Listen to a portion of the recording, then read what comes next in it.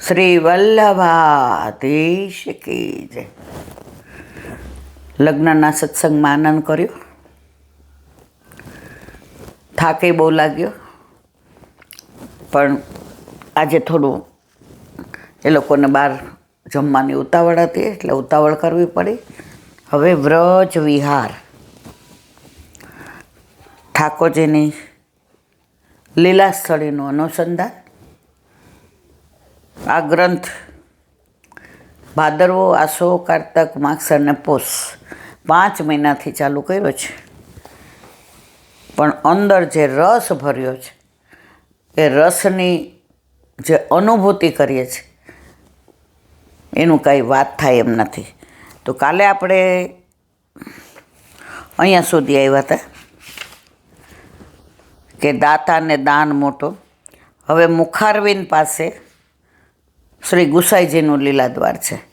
ગુસાઈજીને જ્યારે 70 વર્ષની ઉંમરે નિત્ય લીલામાં પધારવાનું હતું ત્યારે ગોવિંદ સ્વામીને સાથે લીધા.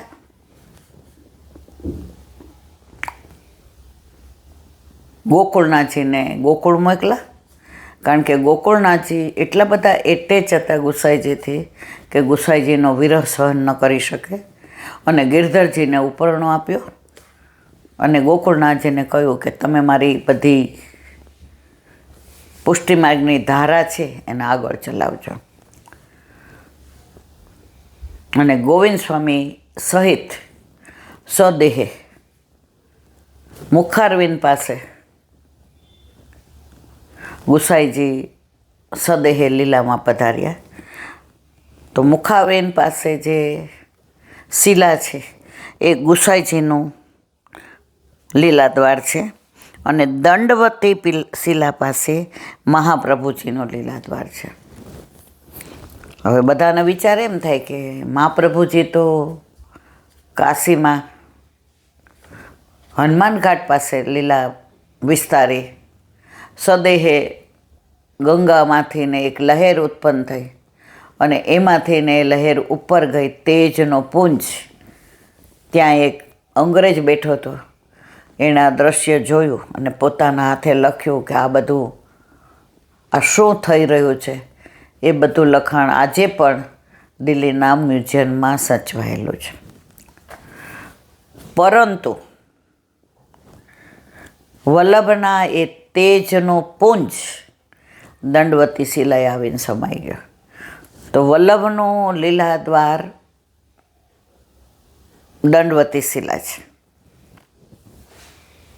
બીજું, વલ્લભથી શરૂ કરી અને આજની તારીખના બાળકો ઉપર જાય ત્યારે દંડવતી શિલાએ દંડવત કરીને જાય, એટલે એ શિલાનું નામ પડ્યું દંડવતી શિલા. મેં તમને ઘણીવાર કહ્યું કે પહેલાં એ શિલા એટલી ઊંચી હતી દંડવતી શિલા કે અમે નાના હતા ને જાતા તો ખભે ચડીને અમને દર્શન કરાવવા પડતા. અત્યારે આપણા ખભા સુધી નથી, આપણા ગોઠણ સુધી નથી, છેક નીચે સુધી ગઈ છે. એ ગિરિરાજ બાવાને પુલત્સ્ય મુનિનો શાપ છે કે રોજ એક તલભાર ઘટશો તો તલભાર રોજ ઘટે છે, અને એનું અનુભૂતિ આપણે બધા કરીએ છીએ. તો મુખારવિંદ પાસે ગુસાઈજીનું લીલાદ્વાર અને દંડવતી શિલાએ મહાપ્રભુજીનું લીલાદ્વાર. આજની તારીખમાં દરેક બાળકોના લીલાસ્થળી વ્રજમાં જ છે. જે તુલસી ક્યારા છે ત્યાં તમે જાઓ એટલે બધા જ બાળકોની લીલાસ્થળીનું તુલસી ક્યારા છે. હવે આગળ શ્રી મોથરેજીની મંદિરની બાજુમાંના નગરખાના દરવાજા સામે દંડવતી શિલા છે. પહેલાં તે ખૂબ ઊંચી હતી, અત્યારે તો નીચે છે. શ્રી ગિરિરાજજીની પરિક્રમા પહેલાં પછી અહીં દંડવત પ્રણામ થાય છે. ગિરિરાજજીની માનસી હોય કે રિયલ હોય, ગિરિરાજજીની પરિક્રમા કરો એટલે દંડવતી શિલાએ દંડવત કરી આજ્ઞા લઈ અને આપણે પરિક્રમા કરીએ. અને પછી તમે પાછા આવો ત્યારે ત્યાં દંડવત કરીને વિનંતી કરો કે હે વલ્લભ, આપે અમને અહીંયા દંડવત શિલાએ દંડવત કર્યા, આપે અમને પરિક્રમા કરાવી. શ્રીનાથજીની ગાયોની રક્ષા કરતા કૃષ્ણદાસને વાઘે માર્યા. તે કુંભનદાસને પૂછ્યું, તમારે કેટલા પુત્ર? તો કે 1.5. હતા કેટલા? 7. તો કે કેવી રીતે 1.5? તો કે ચત્રભુતદાસ સેવા અને સત્સંગ 2 કરતો, તો એ આખો પુત્ર. અને અષ્ટસખામાં એને સ્થાન પણ છે. અને કૃષ્ણદાસ એકલી ગાયોની સેવા કરતો, સત્સંગ નહોતો કરતો, એટલે એ અડધો દીકરો. હવે કૃષ્ણદાસ શ્રીજીની ગાયો ચરાવવા જાય, સિંહ આવ્યો, તો સિંહથી ગાયને બચાવવા જતા કૃષ્ણદાસને ફાડી ખાધા. કોણે? સિંહે. તો કુંભનદાસજીને અહીંયા દંડવતી શિલા પાસે સમાચાર મળ્યા કે કૃષ્ણદાસને સિંહે ફાડી ખાધો, લીલામાં પહોંચી ગયા છે. કુંભનદાસ ત્યાં મૂર્છા ખાઈને પડી ગયા. ક્યાં? આપણે અત્યારે દંડવતી શિલાની વાત કરીએ છીએ. તો બધાય લોકો બોલવા માંડ્યા, ગામના મોઢે ગરણા ન બંધાય, એ બધા બોલવા માંડ્યા. જોયું, દીકરાનો શોખ તો બધાને લાગે, લૌકિક તો બધાને હોય, વાતો કરવી જુદી વસ્તુ છે, કીર્તન ગાવા જુદી વસ્તુ છે, ને જો દીકરો ગયો એટલે થાય ને, મૂર્છા ખાઈ ગયા ને. ત્યાં ગુસાઈજી પધાર્યા.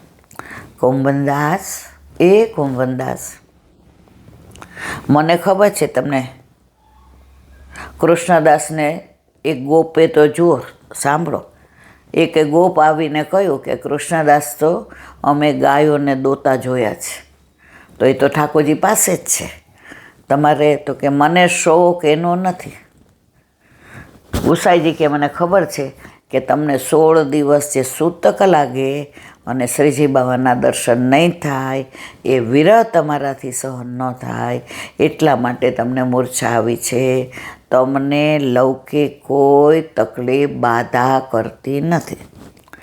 ત્યારે કુંભનદાસ ઊભા થયા અને કહ્યું કે હું તમારી વ્યવસ્થા દર્શનમાં એક બાજુ સૂતકીને થાય એવી રીતે કરાવીશ. તો આજે પણ ઘણા સૂતકી વૈષ્ણવોને દર્શન કરાવાય એવી વ્યવસ્થા કરવામાં આવે છે. એનું કારણ કુંભનદાસ છે. સૂતકમાં દર્શન સેવા લાભ ન મળવાને અસહ્ય વેદનાથી કુંભનદાસ મૂર્છિત થયા હતા. ગુસાઈજીએ તેમને દર્શનની આજ્ઞા આપતા પ્રસન્નતા થઈ, મૂર્છા ગઈ. આ આડીથી આજે ઘણા સૂતકી વૈષ્ણવોને દર્શનની વ્યવસ્થા થાય છે. બોલો વલ્લભાધીશ કી.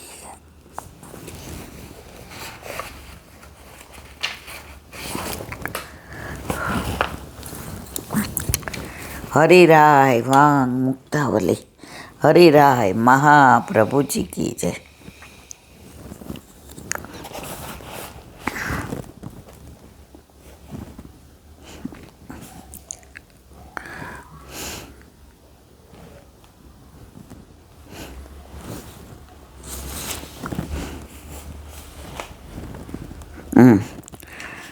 વરણે દ્રશ્યતે યત્ર હેતુના પૂર્ણપી સ્વતઃ વર્ણમ ચ નિજેચ્છાત પુષ્ટિમાર્ગ ચ કથ્યતે. ગુજરાતી. જે માર્ગમાં પ્રભુ દ્વારા જીવોનો અંગીકાર વર્ણમાં તે જીવના સાધન જરા પણ કારણભૂત નથી, પણ પ્રભુ પોતાની ઈચ્છાથી જ જીવોનો પોતાના દાસપણાથી અંગીકાર કરે. કોઈ આપણને એમ કે પુષ્ટિ માર્ગમાં આવ્યા તો આપણા એવા સારા કર્મો હશે, પૂર્વજન્મમાં આપણે સારા કાર્યો કરીએ. ના, ભગવત ઈચ્છાથી, ઠાકોરજીની ઈચ્છાથી જ પુષ્ટિમાં અવાય છે. આપણા કોઈ કર્મોથી પુષ્ટિમાં અવાતું નથી. આ કૃપા માર્ગ છે, આ અનુગ્રહ માર્ગ છે, આ પુષ્ટિ માર્ગ છે. જેનું વરણ વલ્લભ કરે એ જ આ માર્ગમાં આવે, બાકી ના આવે. એ બાબત નાયત માતા પ્રવચન આ શ્રુતિથી સ્પષ્ટ થાય છે. એને પુષ્ટિ માર્ગ કહેવાય છે. યત્ર સ્વતંત્રતા ભક્તેરા ભીવા. અચ્છા, તો એક શ્લોક થઈ ગયો ને. બોલો વલ્લભા તે શકી એ વલ્લભ. દયારામભાઈના ચંદ્રાવલા. આપણે 12મો ચંદ્રાવલા કરીએ છીએ. એમાં કોણે કઈ ભક્તિ કરી? આપણે 9 ભક્તિ પ્રહલાદજીની જે ભાગવતમાં કહી છે.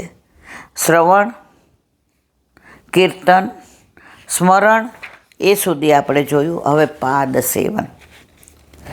ચરણારવિંદની સેવા શ્રી લક્ષ્મીજી સદા પ્રભુની પાસમાં રહીને કરે છે. તેમનું મૂળ સ્થાન વક્ષસ્થળ હોવા છતાં ચરણદાસી બનીને રહે છે. પાદ સેવન સર્વશ્રેષ્ઠ શ્રી લક્ષ્મીજીએ કર્યો. ગોપીજનોએ ઉદ્ધવજીને કટાક્ષમાં કહ્યું હતું. જો શ્રવણ ભક્તિ કોણે કરી? પરીક્ષિત. કીર્તન ભક્તિ કોણે કરી? સુખદેવજી. પછી સ્મરણ ભક્તિ કોણે કરી? પ્રહલાદજી. પછી પાદ સેવન ભક્તિ કોણે કરી? લક્ષ્મીજીએ. લક્ષ્મીજી પ્રભુના વક્ષસ્થળ પર રહેતા હતા. હવે જે બધા આવે દર્શન કરવા ને લક્ષ્મીજી સામે દ્રષ્ટિ પડે તો લક્ષ્મીજીને થયું કે આ પ્રભુ તો માગે તો મને દઈ દઈએ. તો કે મારે આપના ચરણારવિંદમાં રહેવું છે. તો કે ચરણારવિંદમાં મારા ભક્તો છે, તમે રહી શકશો એની સાથે? તો કે હું આપની ભક્ત જ છું ને. તો લક્ષ્મીજીને ઠાકોરજીએ ચરણારવિંદમાં સ્થાન આપ્યું. થઈ ગયું પૂરું. તો જેનો સંદેશો લઈને તમે આવ્યા છો તેના શું વખાણ કરવા? તેના ગુણોને અમે જાણીએ છીએ, પરંતુ સદા નિકટ રહીને ચરણ સેવા કરવાવાળી લક્ષ્મી તેના બધા ગુણોને જાણે છે, માટે ચરણ છોડી દૂર જતી નથી. તો પાદ સેવન ભક્તિ કોણે કરી? લક્ષ્મીજીએ. અમોએ જેના માટે સર્વસ્વ છોડ્યું, કેવળ એને જ હૃદયમાં સ્થાન દીધું. પુત્ર, પતિ, ઘર, બાર, લોક, લાજ, કુલ, કાન, આલોક, પરલોક કોઈની અમે પરવા કરી નથી. બધામાંથી ચિત્ત દૂર કરી કૃષ્ણમાં જ રાખ્યું, તો પણ તે અમને છોડી ગયા. તેના ગુણો બધા અમે જાણીએ છીએ, તે બધાયમાં છે, કોઈમાં નથી. સર્વે જગે વ્યાપક ગોત્યા પણ મળતા નથી. આવા ગુણોવાળા કૃષ્ણને લક્ષ્મીજી પણ ન સમજી શકી તો અમે તો અનપઢ નારીઓ છીએ, અમે તો મૂઢ જીવો છીએ. જ્યાં લાગ્યા ત્યાં સ્થિરતા પકડી લીધી. હવે સંદેશો સાંભળીને શું એના વખાણ કરવા? ટૂંકમાં એને ભૂલવા અમે સમર્થ નથી. ત્યાં બીજું જ્ઞાન ગ્રહણ કરવાની શક્તિ ક્યાંથી હોય? ગોપીઓ આ અનુસંધાન ખાલી આપ્યું છે. બાકી કેવું છે આમાં એ કે પાદ સેવન ભક્તિ લક્ષ્મીએ કરી. કે છે લક્ષ્મીએ પાદ સેવન કરી. અમે તો પ્રભુ માટે ઘર બાર બધું છોડીને આવ્યા, પણ પ્રભુ અમને છોડીને જતા રહ્યા. બોલો વલ્લભાદેવી સખી.